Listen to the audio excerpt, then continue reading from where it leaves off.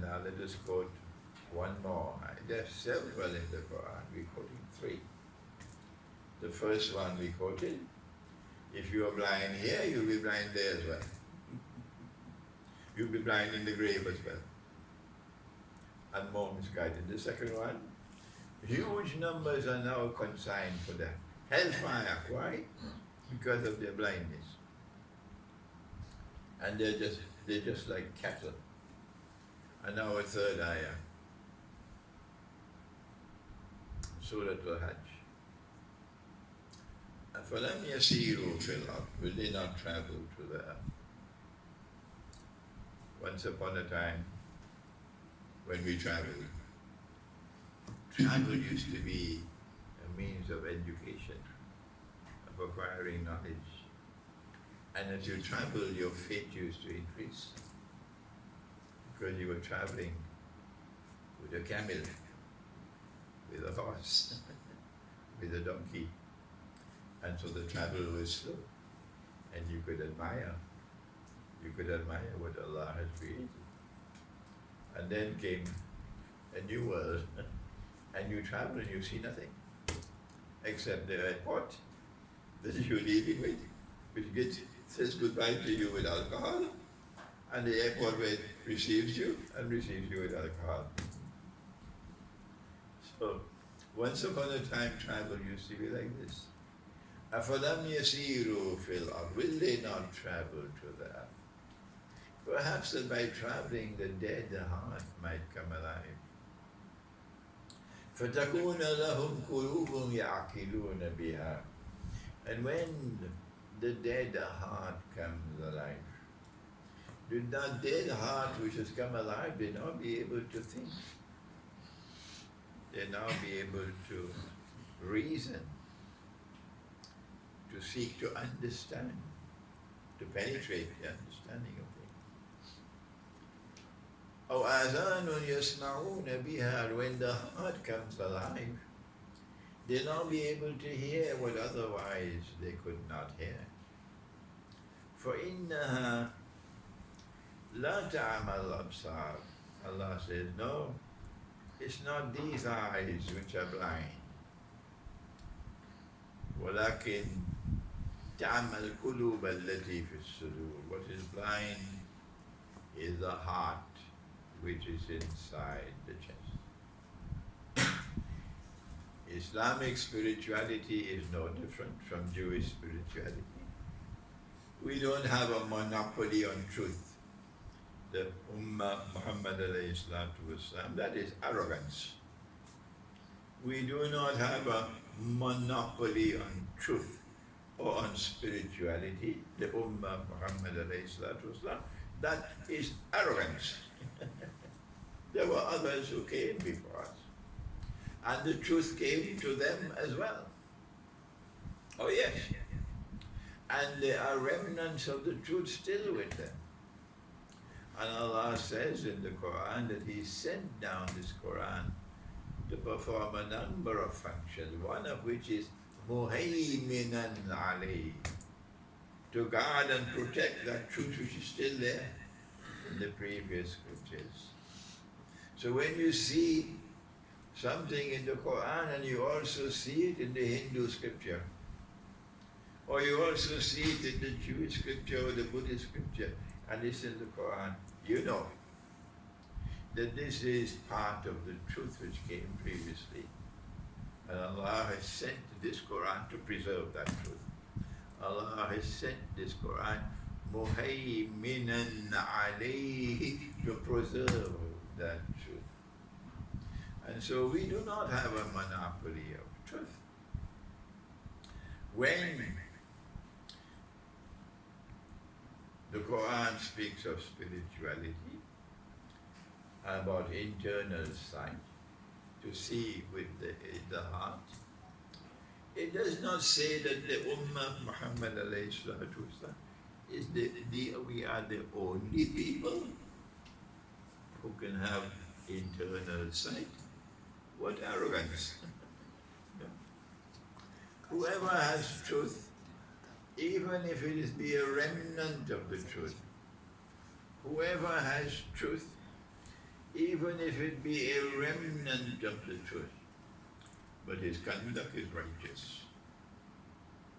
When he gives his word, he keeps his word. When you do business with him, he's honest. He's trustworthy.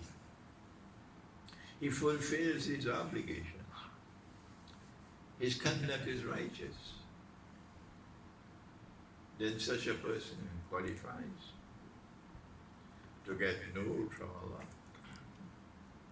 And so there have always been spirituality in the world. We've always had spiritual luminaries in history. And so do not make the mistake of believing that Islamic, the spirituality came in the world for the first time with Nabi Muhammad alayhi salam.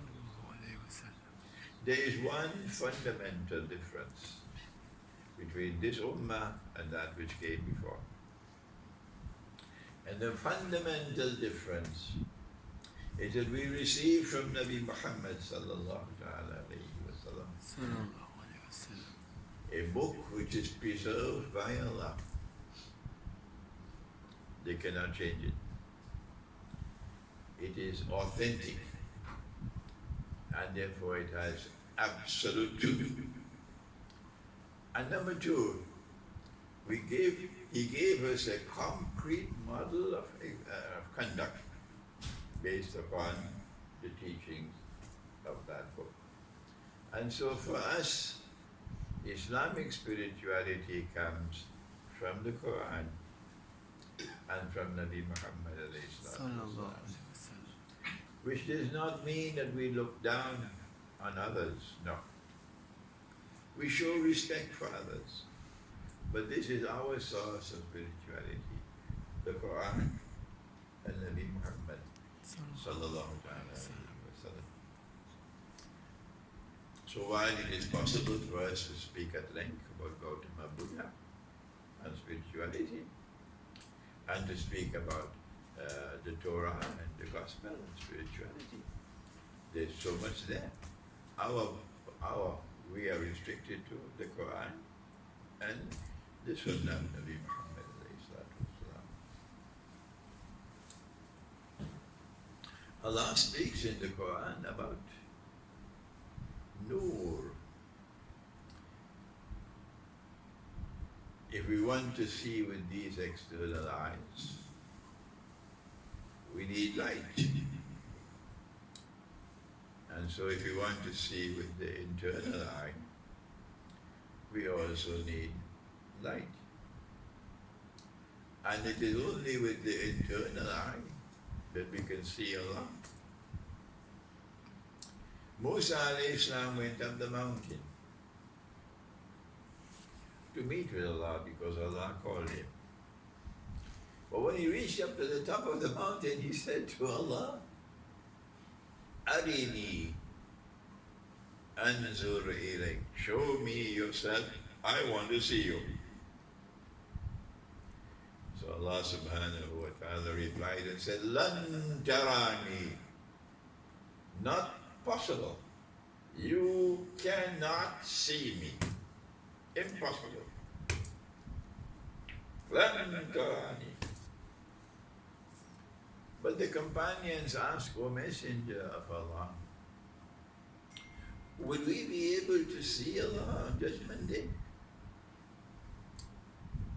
So he replied and he asked, do you have any difficulty seeing the sun when it is middle of the day? They said, no, no difficulty. So he asked, do you have any difficulty seeing the moon when it is full moon? 2 nights ago it was full moon. They said, no, we have no difficulty in seeing the moon when it is full moon. He said, that's how you see your Lord on Judgment Day. The Quran says you cannot see him. The Hadith says, yes, you can see him. Is there a conflict between the two? The Quran says you cannot see him. Lan taran. You cannot see me. Never. And the hadith says that's how you'll see him, the way you see the full moon. Is there?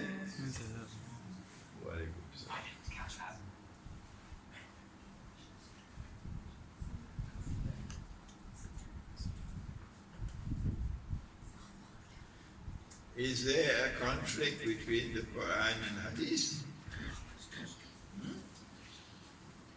No. When the Quran says, you cannot see me, Allah is saying you cannot see me with these eyes. You cannot see me with these eyes. And when the Hadith says you see him the way you see the full moon, the Hadith is saying you see him with your heart. We have external sight and we have internal sight. And in the same way, you cannot see externally without light. When the electricity goes, you got to find a box of matches, to get some light. In darkness, you cannot see. Similarly, the heart cannot see unless there is nur. And nur is not sold in Carrefour. It's not sold in the stock market. On Judgment Day, there will be 3 critical moments each one of us will have to face. The first critical moment is when we'll be put on a scale. And here is this man with his hat and his beard, and he's quoting the Quran so much. But when we put on the scale, he has the weight of a housefly. That's all the weight he has. So it is those who have weight when they're put on the scale. These are the ones who would smile and be happy. And those who are put on the scale and have the weight of a housefly, that's the day they'll be crying. That's the first. And Allah says about some people, وَلَا نُقِيمُ لَهُمْ يَوْمَ الْقِيَامَةِ وَزْنًا. I am not going to give them any weight on that day. Then the second critical moment is when the angel comes to give us our book, in which everything is recorded. And if the angel hands us our book on our right hand, alhamdulillah, we smile. Alhamdulillah, we are relieved. But if the angel hands the book on the left hand, or worse than that, you know the one who said, well, I can approve the contract. The building is for 20 million, and you want the state to buy the building. I'm the one to decide.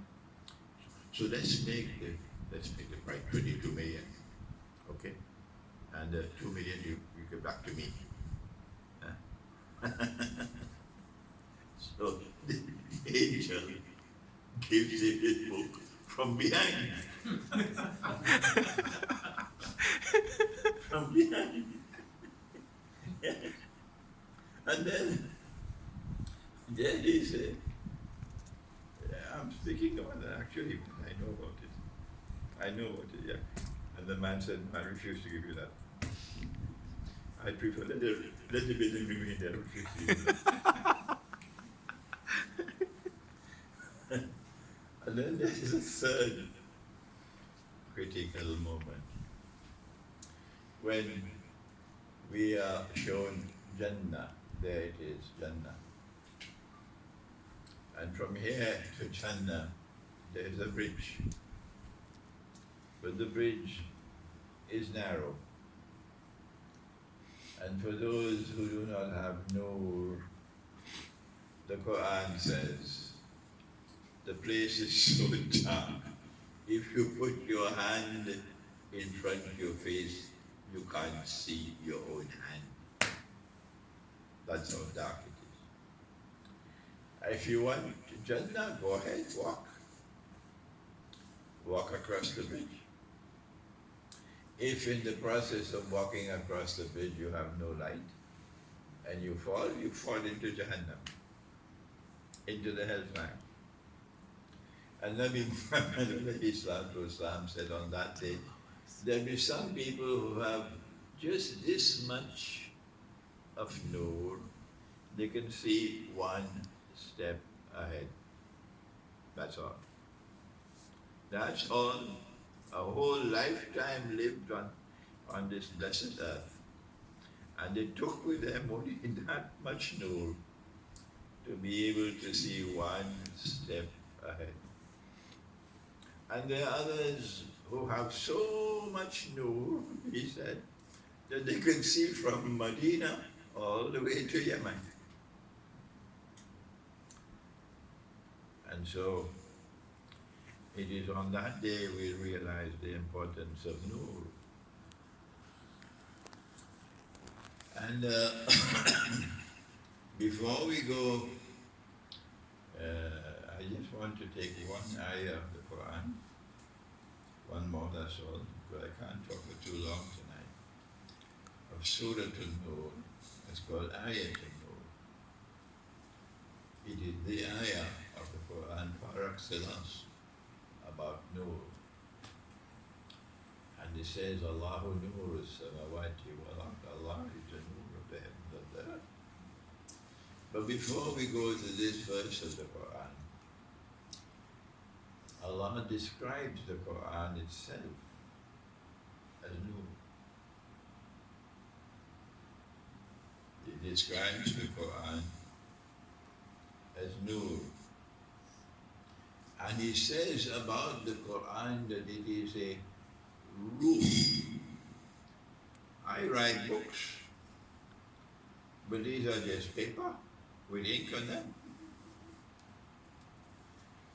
And this book, the Quran, is not just like that. This is described by Allah as a ruh. So the Quran is something alive. And you cannot bypass the Quran and expect that you'll ever have nur if you belong to the Ummah of Muhammad alayhi salatu. Let me repeat that for you one more time. You cannot bypass the Quran if you belong to the Ummah of Muhammad alayhi salatu and expect that you will ever get nur. No. The first step on the way to nur is the Quran. When you perform salat, at the heart of your salat is the Quran. You cannot perform salat without the Quran.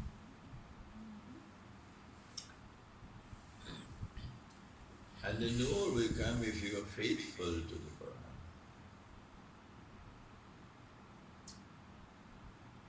Are we faithful to the Quran?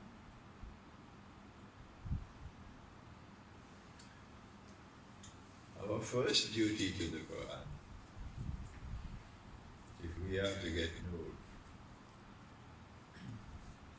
is to take the word itself, Quran, and see what it means. The word Quran means a book which is recited. That is the meaning. A book which is recited. Oh, but Sheikh, I don't have time to recite.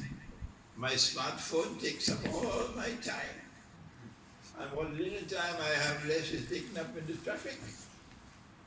No time, Sheikh, to recite the Quran. The first duty that we have to the Quran is to recite the Quran.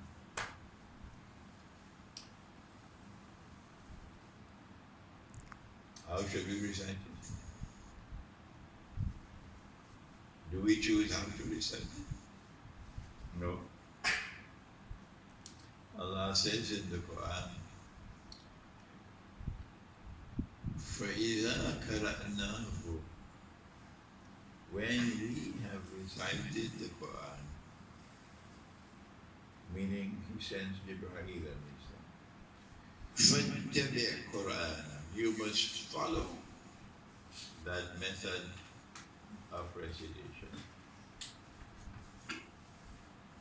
What is that method of recitation of the Quran? Every night of Ramadan, Allah sent Jibreel alayhi salam, and Nabi Muhammad alayhi salatu wasalam will recite the whole Quran as revealed, from cover to cover. So we know now that the divine method of recitation of the Quran is to recite the whole Quran in one lunar month. And you start with Ramadan. If the whole of Ramadan came and went, and you did not recite the Quran from cover to cover, you abandon the Sunnah. This is a Sunnah that was divinely ordained by Allah Himself. If we are to recite the Quran in 1 month, then a month has 30 days, sometimes 29. So we'll have to divide the Quran into 30 parts, each part being called a juz.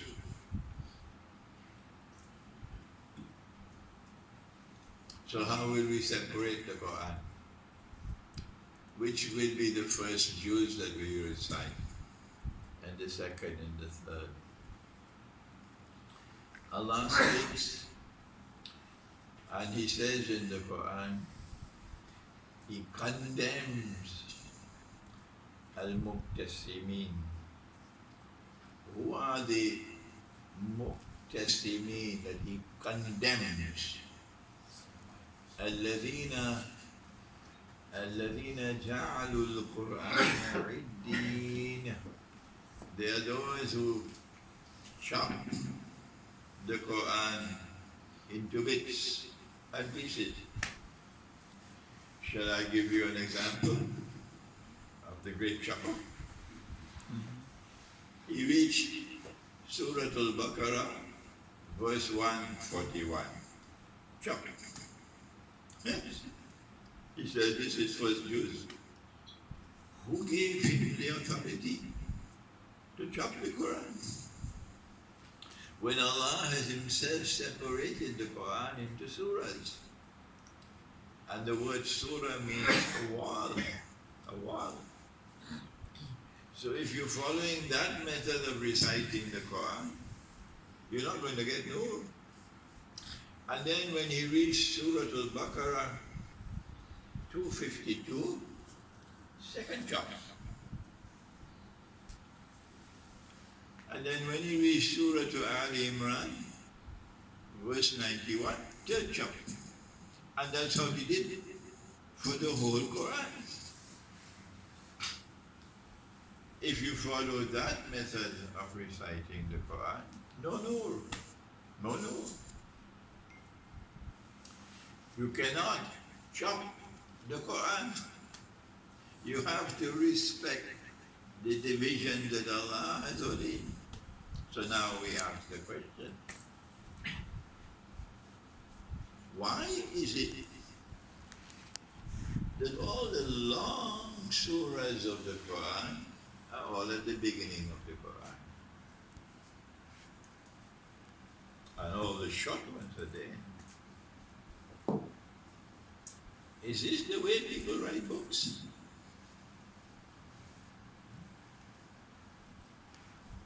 And the longest surah of all is the first surah after Surah Al-Fatiha, 287 verses. Now we come to a very important insight into Nur, because at the heart of spirituality is Nur. Allah says, Wal Qamar. He takes an oath by the moon. And he says, Qaddarnahu manazil. I have ordained for the moon stages of growth and stages of decline. حتى عاد كالعرجون القديم, until that baby which is born, and that baby grew to become a full moon. Now it has become an old man, like an old withered branch of a date palm, and now about to fold the tent and disappear. And then he asks, وَيَسْأَلُونَكَ عَنِ الْأَهِلَّةِ, and they question thee, O Muhammad alayhi salatu wasalam, about the hilal, when the baby is born, the new moon. Say to them, قُلْ هِيَ مَوَاقِيتُ لِلنَّاسِ, say to them that I have given you the hilal, and I have given you the moon and the stages of growth and decline. I have given that to you as your system of time, that you must live with that system of time. If you live with that system of time, you can get Nur. Today, we don't know when the moon appears or when it is gone. We don't know when it's a full moon or not, because nobody ever looks at the sky anymore. Nobody bothers anymore about the passage of time that Allah was in, because we have a new passage of time. Nabi Muhammad alayhi salatu wasalam warned. He said about Akhir Zaman, the time will move faster and faster. That the whole year will pass, and it will be just like a month. And a whole month will pass like a week. And a whole week will pass like a day. And a whole day will pass like an hour. And a whole hour will pass like the amount of time it takes to kindle a fire.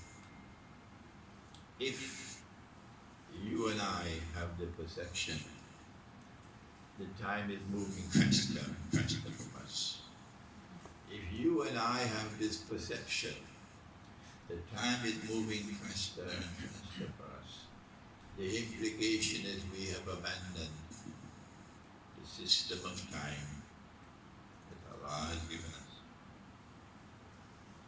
And if you want Nur, you have to remain faithful to that system of time, which is the moon. And so He gave you the long surahs of the Quran at the beginning. Why? Let me hear you. Anybody offer an opinion? You know that all the long surahs of the Quran at the beginning, right? Yes. You know that. Yes. And all the short ones at the end, you know that. Yes. So I want to know why. I have a lot of time to wait. Yes, I have a lot of time to wait. Let me take some honey here. Bismillah.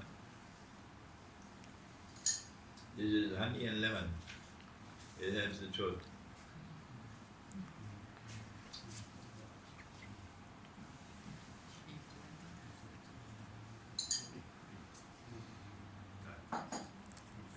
Yes, nobody? No one. Yeah. Don't have. Why are all the long surahs at the beginning? And the longest one of all is number one. And why the short ones at the end? Couldn't be by accident, could it? Nobody, eh? Nobody. No sister? Yeah?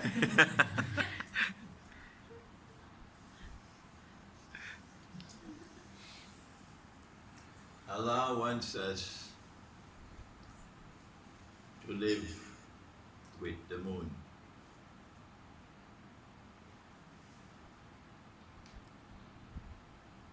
When the moon is born,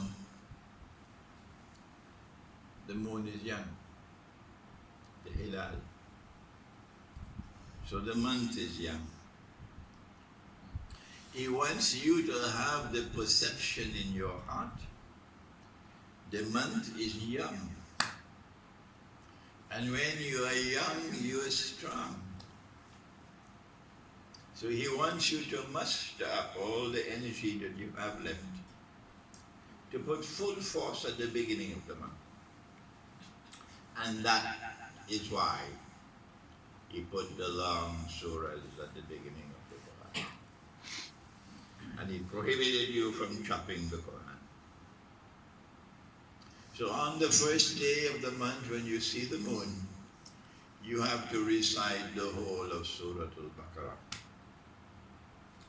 There are those who would scorn these words. There are those who will dismiss these words. And they say, we don't care 2 peanuts for that. But you and I should not be like that. You and I should hearken to the Quran if we want no spirituality. Because if we are blind here, we'll be blind there as well. And more misguided. So on the first day of the month, we recite Surah Al-Baqarah. Yes, it takes some time to finish. But Allah wants you to put full force. And when the month is coming to an end, you're tired. The moon is old now. Kal urjun is the qadim. The urjun is the date palm, the leaf, the branch. And it is qadim. It is dry and withered, brown in color. That's how the moon looks. So now when you are young, you're no longer young, you're old because the month is old. So he gives you short surahs, making it easy for you to recite the Quran. And also, if you see the moon at the 29th day, then you can easily combine 29 and 30 because they're small. And so the first step on the road to Nur is to recite the Quran. Even if you do not understand what you're reciting, you must recite the Quran. I hope my visit to Zalini's home tonight would have this benefit. Those of you who are already reciting the Quran once a month, alhamdulillah. And you're already teaching your children to recite the Quran. Complete the whole book at least once a month. And those who are not doing it, maybe tonight we make a change, inshallah. Inshallah. I wish I could go more with the recitation of the Quran, but I have to conserve my throat. From Tuesday, I'm going to be lecturing every day, sometimes the whole day, for 1 week. And I have to preserve the throat for that, those lectures, inshallah. We now, before we end, we go to Ayatul Nur of the Quran, where Allah gives a methodology of spirituality. And He said, Allahu Nuru Samawati wal Ard. That Allah is the Nur of all the samawat and all the everywhere. So you cannot get Nur other than from Allah. That is the implication of the declaration, Allahu Nuru Samawati wal Ard. that it is impossible for anyone to get nur other than from Allah. You cannot get nur from a Nabi. No, you can get it from Allah.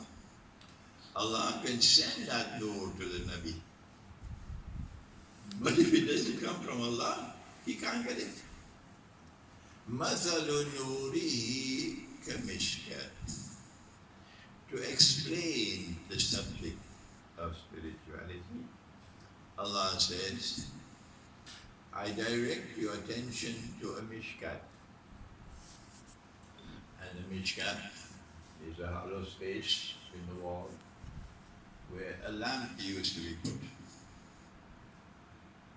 before we got electricity.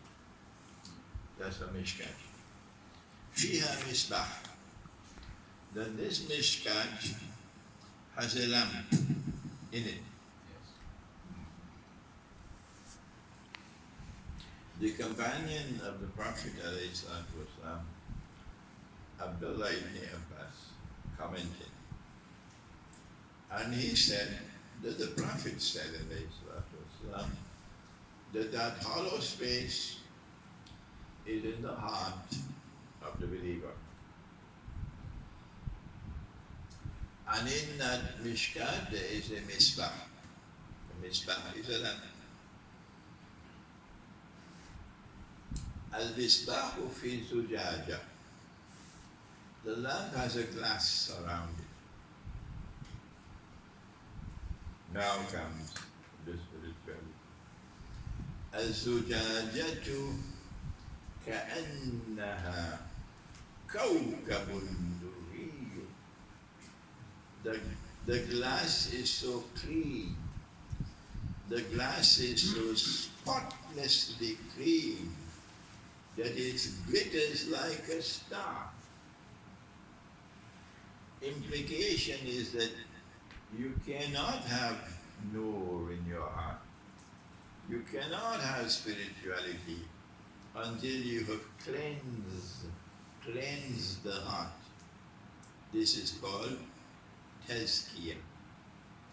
And of all the Muslims we have had in history, the ones who have shown the greatest emphasis on tazkiyah are the Sufis. And we have to recognize their great work in tazkiyah, the purification of the heart. If the heart has in it hatred and envy and malice and greed and all these things that are disturbing, that Allah subhanahu wa ta'ala condemns, then that glass will not be clean. There will be all kinds of black smoke and spots and so on the glass. So it has to be clean. And tazkiyah is the way of cleaning the heart. But then after the process of cleansing the heart is finished, you have to polish the glass for it to shine and glitter. كأنها كوكب دري, a glittering star. And the Prophet said that the method of polishing the glass is zikr, the zikr of Allah. And again the Sufis have distinguished themselves with this method of zikr.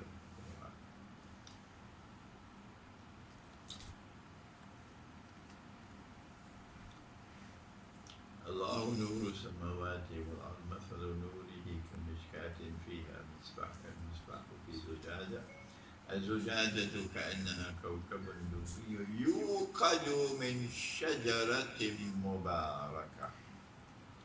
It is not sufficient that you have the glass that is clean and polished and glittering, but in addition to that you need oil. And oil, for the nur to come, must be the purest oil that you can produce. And the Quran speaks of the oil of zaytun, the olive tree. And this olive tree, la sharqiyatin wa la gharbiya, it does not lean this way, it does not lean that way, it stands firmly for Allah. You cannot get oil if you sit down, eat your biryani, go home and sleep. If you want to produce oil, you got to do like Ibrahim alayhi salam, that you have a restlessness in your heart. That you want the truth which has come from Allah to be triumphant in the world. I can't do that. If I do that, they will say I'm a terrorist.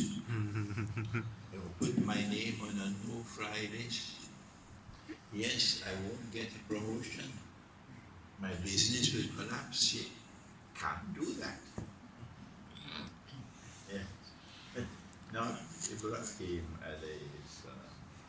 Not the one who is a true servant of Allah. Allah gave the command for this ummah. Amar bil ma'ruf wa nahi anil munkar. If it is right, stand up for it, regardless of the price you have to pay. And if it is wrong, it is false, it is unjust, stand up against it, regardless of the price you have to pay. But in the process of doing that, someone should tell, oh, my brother Akhir, that Allah has also ordered, Ud'u ila sabili rabbika bil hikmah. You must invite people to the truth with wisdom. With wisdom. وَمَوْعِزَةِ الْحَسَنَةِ, and in a graceful way. And so, when the oil is produced, and it is the finest, the purest oil of all, then Allah says, يَكَادُ زَيْتُهَا يُضِيءُ وَلَوْ لَمْ تَمْسَسْهُ نَارٌ. Now comes the word nar. The word nar is fire. It is strategically the most important word in this ayah. Nar, fire.